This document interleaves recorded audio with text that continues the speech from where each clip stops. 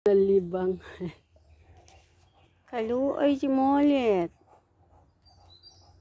Dugay kaayo makalibang permi. Dugay kaayo mo mata si daddy oy. No Molit no. Luoy kaayo si Molit. Kawawa naman si Molit. Kawawa naman yan. Ang payat-payat na ni Molit. Kawawa naman yan.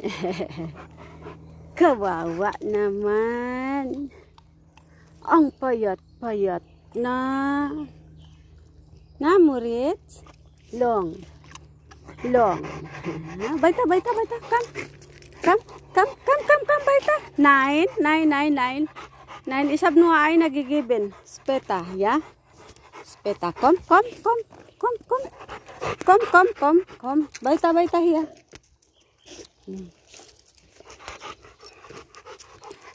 Galing ako sa driving. Tapos, si Moritz, taing-tain na. Yung ano niya, yung amo niya tulog pa. Pati lubot hagok. Kawawa naman si Molit, oy. Nalong. Kawawa kalong no. Baita.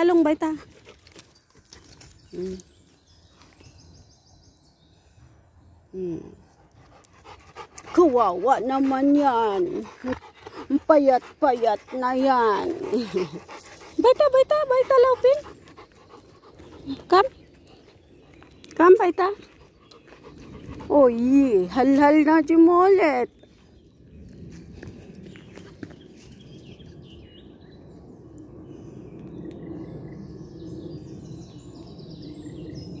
Mas malaki pa ito noon, guys. Ito yung aso na namatay ang may-ari. Tapos, dinala sa kapitbahay sa ano ito, sa shelter. Tapos, nung nalaman ng anak ng asawa ko, kasi mag-ano lang sila, magkapitbahay, kinuha niya ito. Dinala sa bahay nila. Doon wala ding mag-aalaga kasi 3 yung anak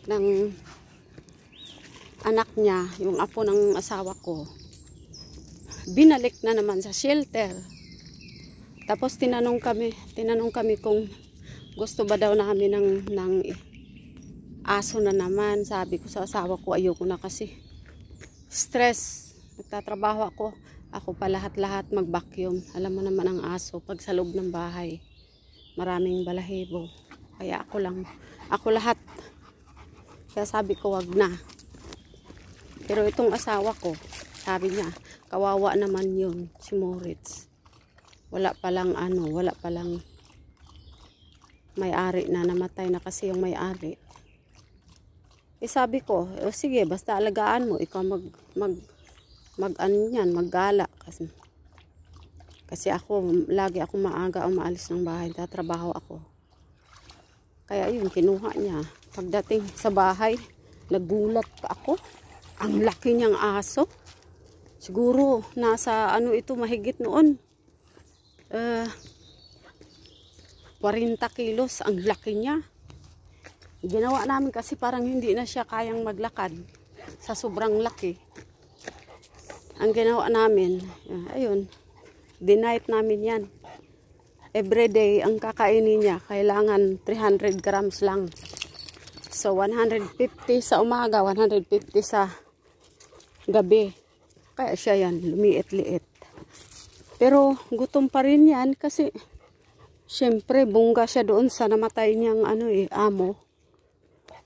May-ari ng kitchen ito May-ari ng kitchen. Bungga na bungga. Kaya lumaki siya. Yung amo niya, nagka-cancer, namatay. Kaya nung dinala ito sa amin, ang laki niya na. Tulo ang laway. Kaya sabi ko guys, ang mga hayop, nai-stress din sila. Kaya hindi natin maano yung ibang aso nakikita natin sa Facebook, sa mga video na pag kung saan-saan sila dinadala. Parang malungkot kasi nga, na-stress din sila. Kasi alam naman nila yung feelings kung ano na naman ang buhay nila doon. Mapunta sila. Ano na naman kaya. May mga puso din naman sila guys. May isip din ang mga hayop. Kaya ito nung dumating sa amin, laway ng laway. Kaya sabi ko, ay ayoko niyan. Bakit siya laway ng laway? Tapos, siyempre, ang laki niyang aso, no? Nasa 40 mahigit ang kilo nito noon. Ito nga ang ngayon, mga ano na nga siya, 30. Hindi nga mabuhat ito ng asawa ko. Mahirapan siya. Ang taba niya noon, ang laki ng ulo. Tapos yung bunganga, sobrang laki. Para siyang para siyang baboy. Uy! Ang galing naman yun ah. Ang galing naman yun.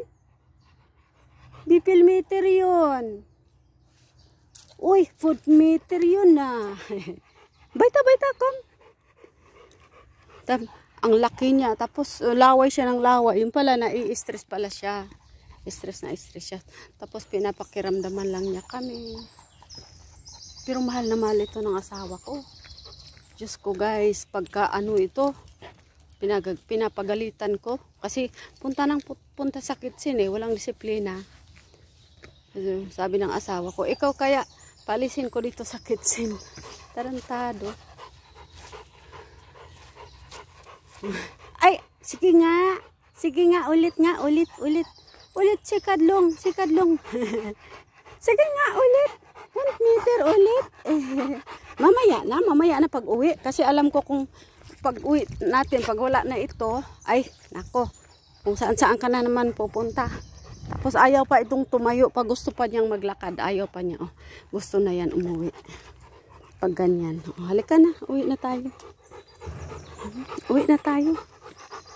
Mamaya na pag doon na sa crossing. Gusto niya yan, siya ang magbitbit. Bitbitin niya. Gusto niya kasi siya lagi magbitbit, pero maldito ito guys. Yan, binibit-bit niya yan Pero maldito ito kasi pag mayroon siyang naamoy, tapos yung niya, yung tali niya, minsan iniihian niya. Kaya yan, maamoy mabaho na tali niya. Ganon din si Luna noon, si Luna namin.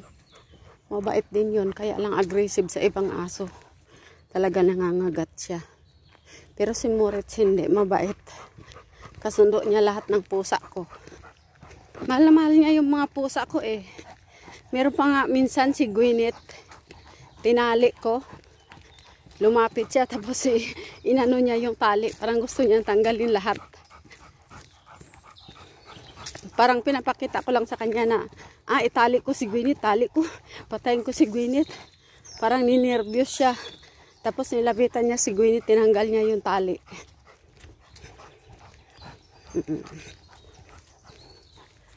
Mabait si Moritz. Actually, mabait talaga ang mga labrador. Kahit pasukin ka pa na magnanakaw, hindi yan tumatahol. Para sa kanya, higal. Tutulog ako dito. Na, Moritz na. Long na.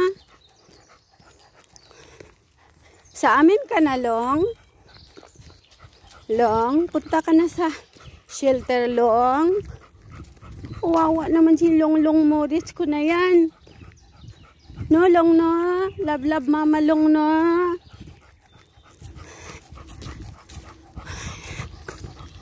Long, hindi na tayo doon, Long. Masyadong mainit, Long. Masakit sa mukha. Diretso na tayo, ya. Kilala kita Kilala kita pagdating dyan sa crossing. Ayaw mong mag-straight. Gusto mo pang punta doon. Na, Long? Nasa gubat kami, guys. Gubat yan.